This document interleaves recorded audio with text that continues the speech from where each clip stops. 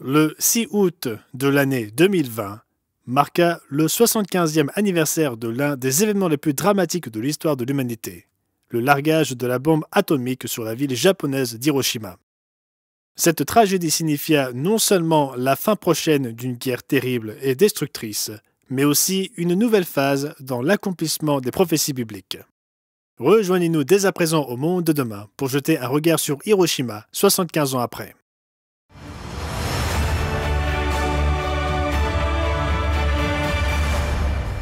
Bonjour et bienvenue à notre nouvelle émission du Monde de demain. Je suis heureux que vous soyez là. Aujourd'hui, nous allons revenir sur le bombardement d'Hiroshima il y a déjà 3/4 de siècle. Nous allons examiner les implications de cet événement dans la prophétie biblique et nous verrons comment les développements survenus depuis Hiroshima contribuent à brosser ce tableau prophétique. Les années qui se sont écoulées au cours de la Seconde Guerre mondiale continuent de défiler et peu de gens se souviennent des détails de ce conflit. Mais les détails sont importants. Si vous aviez été là en septembre 1939, vous auriez assisté à l'invasion de la Pologne par l'Allemagne. Et vous auriez vu la Pologne résister avec des soldats montés sur des chevaux, commandant de multiples cavaleries pour la défense de leur nation.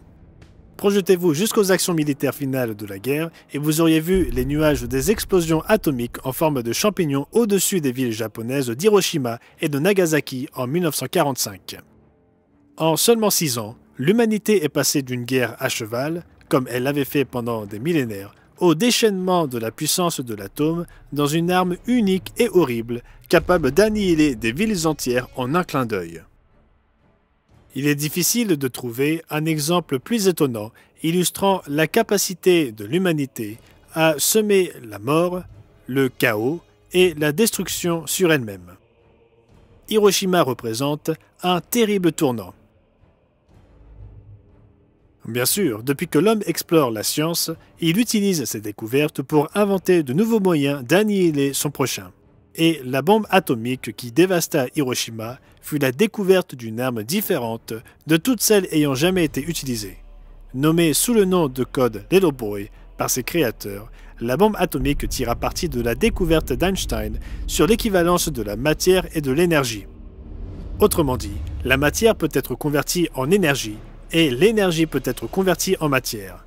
Dans le cas de Little Boy, la bombe contenait 64 kg d'uranium-235, un élément radioactif que le mécanisme de la bombe pouvait utiliser pour créer une réaction en chaîne, provoquant la division de certains atomes en atomes plus petits en quelques millisecondes.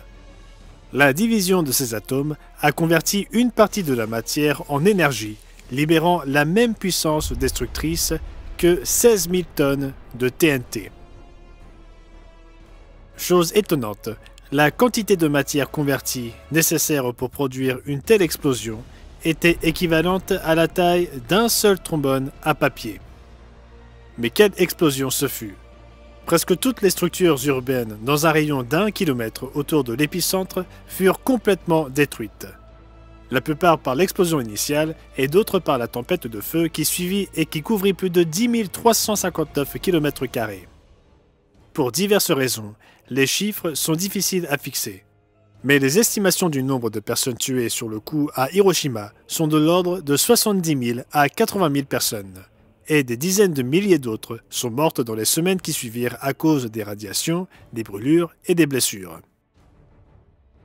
Après le bombardement d'Hiroshima, le président Harry Truman s'adressa au peuple américain en expliquant, à propos des Japonais, que s'ils n'acceptaient pas maintenant nos conditions, ils pouvaient s'attendre à une pluie de ruines venant des airs, comme jamais vu auparavant sur cette terre.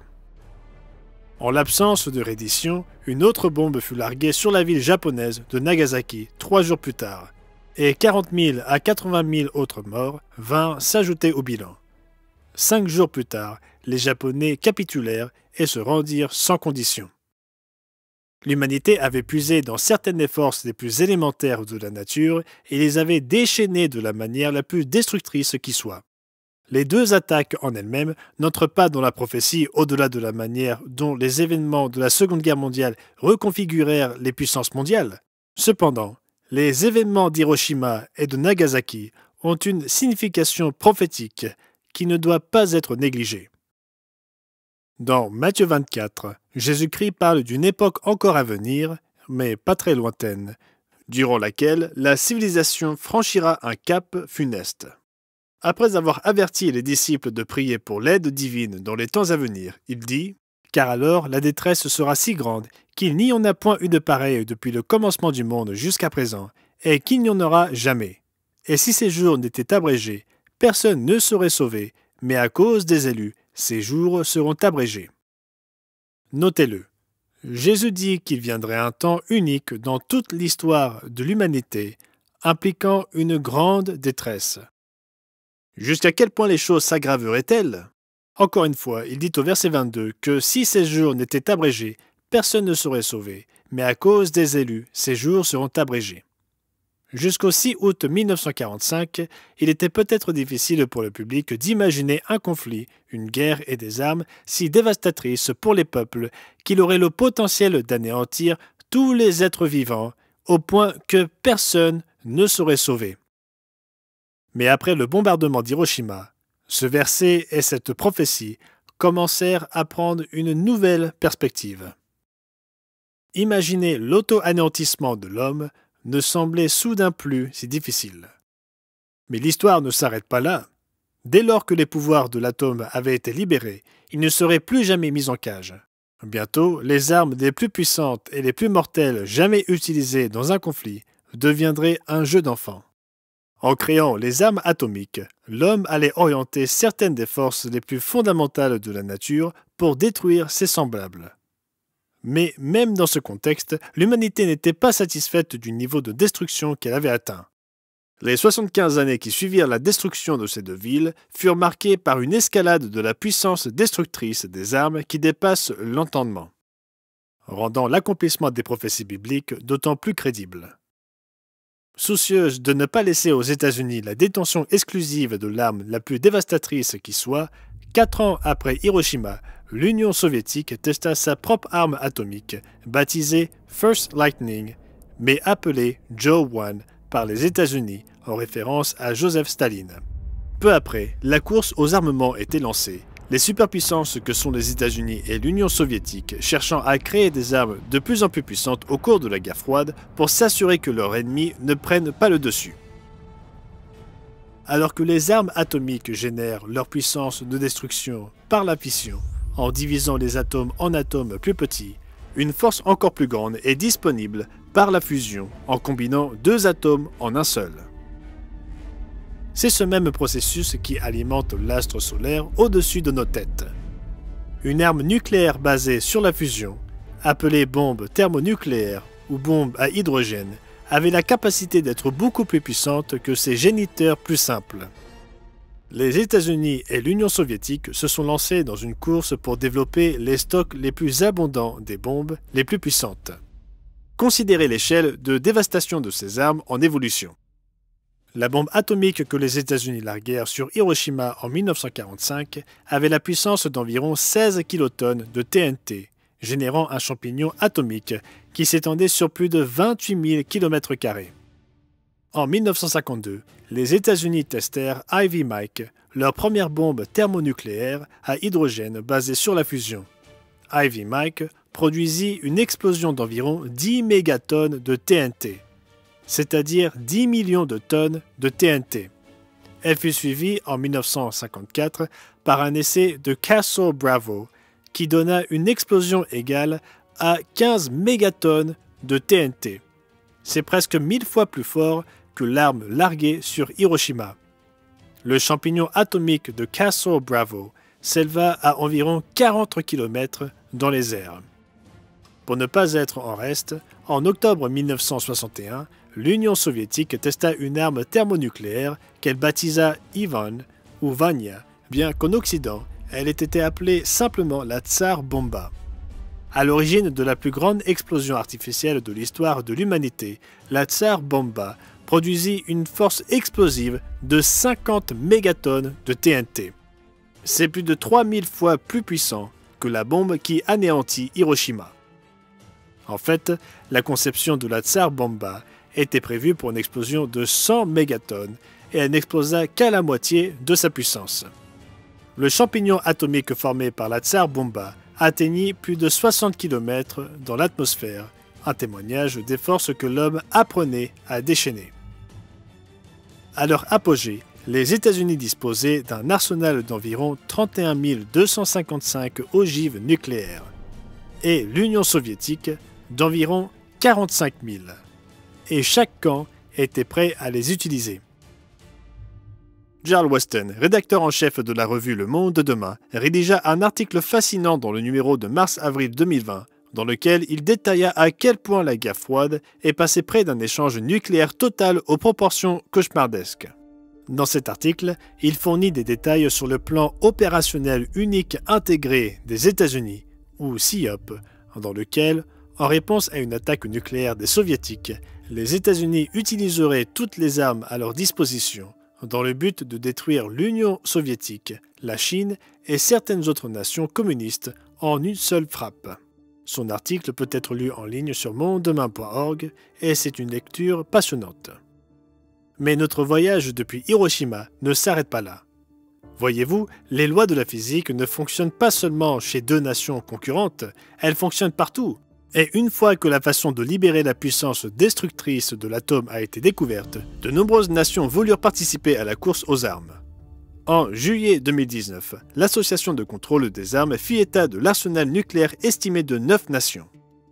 Les États-Unis, 6185 ogives nucléaires. Le Royaume-Uni, 200. La France, 300. Israël, 90. Pakistan, 160. Inde, 140. Russie, 6490. Chine, 290. Et la Corée du Nord. Ces listes n'incluent pas des nations telles que l'Iran et d'autres qui ont exprimé leur intérêt pour des programmes d'armes nucléaires ou qui sont soupçonnés d'avoir de tels programmes. Ces armes, si horribles dans leur capacité à détruire la vie humaine, sont à présent entre les mains de nombreux gouvernements aux motivations fort diverses. Plus il y a de nations qui les détiennent, plus le risque qu'elles soient utilisées est élevé, que ce soit intentionnellement ou accidentellement. Et plus grand est le risque que d'autres nations s'en emparent. Certaines de ces nations sont soupçonnées de traiter avec des organisations terroristes qui n'ont besoin que de matériel et de possibilités pour développer leurs propres armes, avec la possibilité pour des agents malhonnêtes de créer un dispositif nucléaire et de le faire exploser dans une grande zone métropolitaine, ou même une bombe sale qui ne détruit pas des bâtiments, mais disperse des émanations radiologiques. Les probabilités d'un futur événement nucléaire semblent ne faire qu'augmenter. On pourrait penser que la capacité de dévaster des villes entières en une seule attaque, sans parler de la capacité de lancer des centaines, voire des milliers d'attaques de ce type en même temps, mettrait un terme au désir de l'humanité de causer des dommages. Mais ce n'est pas le cas. Et la prophétie donne un aperçu des types d'attaques que nous pourrions voir à l'avenir. Considérez l'avertissement de Dieu à diverses nations d'aujourd'hui, comme la Grande-Bretagne, les États-Unis et d'autres nations de descendance britannique, consigné dans Ézéchiel 6 et le verset 6. Partout où vous habitez, vos villes seront ruinées et vos hauts lieux dévastés, vos autels seront délaissés et abandonnés, vos idoles seront brisées et disparaîtront, vos statues du soleil seront abattues et vos ouvrages anéantis. Il dit la même chose au chapitre 12 et au verset 20. Les villes peuplées seront détruites et le pays sera ravagé, et vous saurez que je suis l'Éternel. Il convient de noter que les frappes nucléaires ont la capacité non seulement de détruire des villes entières, mais aussi de rendre des zones inhabitables pendant un certain temps en raison de la radioactivité. Le chapitre 9 de l'Apocalypse parle d'un conflit entre deux puissances impliquant le feu, la fumée et le soufre, qui causera la mort d'un tiers de l'humanité. On ne peut s'empêcher de relier ces descriptions avec un affrontement impliquant des armes nucléaires. Mais pourquoi limiter notre réflexion à l'armement nucléaire? Loin d'être satisfaite par la possibilité de se renvoyer mutuellement à l'âge de pierre, l'humanité a continué d'inventer des moyens toujours plus terribles de tuer au cours des 75 années qui ont suivi Hiroshima. Lorsqu'il s'agit du désir de détruire son prochain, l'imagination de l'homme est sans limite.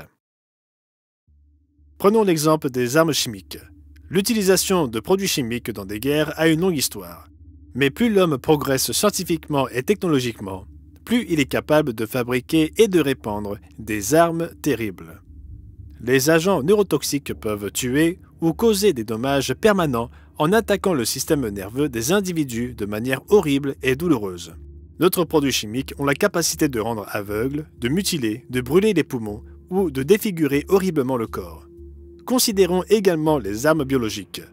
La bactérie responsable de l'anthrax, capable de provoquer des cloques terribles, de la fièvre et de la douleur, fut déjà utilisée dans des conflits, notamment dans des attaques terroristes aux États-Unis en 2001 qui tuèrent 5 personnes.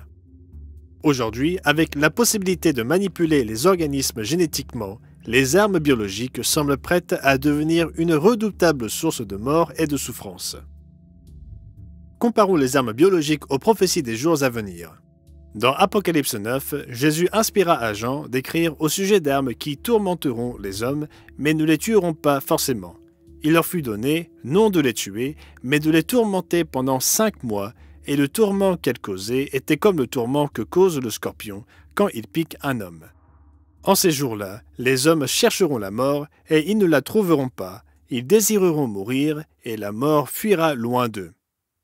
Et le 4e des fameux cavaliers de l'Apocalypse, décrit dans Apocalypse chapitre 6, représente la maladie et la peste, causant la mort d'un quart de l'humanité lors des événements qui s'étendent au long de la grande tribulation. Les armes chimiques ou biologiques pourraient-elles jouer un rôle dans ces fléaux et souffrances à venir? Seul le temps nous le dira. Ce que nous savons est suffisamment grave. Revenons à la déclaration de Jésus sur la grande tribulation dans Matthieu 24. Là, il déclara « Car alors la détresse sera si grande qu'il n'y en a point eu de pareille depuis le commencement du monde jusqu'à présent, et qu'il n'y en aura jamais. » Nous devons faire attention à cet avertissement. Jésus-Christ, le Sauveur, le Fils de Dieu, nous garantit qu'il y aura un temps de souffrance à venir qui sera si mortel et destructeur qu'il n'y a jamais eu une époque comme celle-ci et qu'il n'y en aura plus jamais. Comprenons-nous ce que cela signifie?